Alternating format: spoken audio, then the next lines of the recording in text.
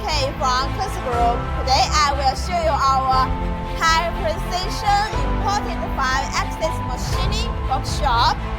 Okay, our workshop is 24 constant temperature because the workshop temperature is related to the machining accuracy of 5-axis equipment.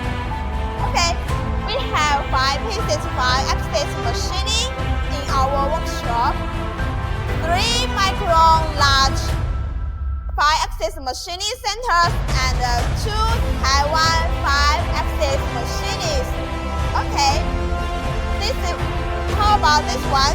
This one is our E700 dual 5-axis machining.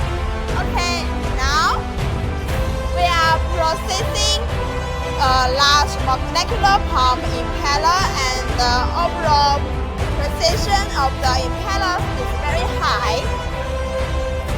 We can process deeper to process materials such as tighter alloys, high temperature alloys, and nickel-based alloys. Okay, if you have high precision parts and complex structure parts and difficult to process parts, please feel free to contact us, and welcome to everyone discuss with us. Okay, thank you for your support and attention. Bye bye.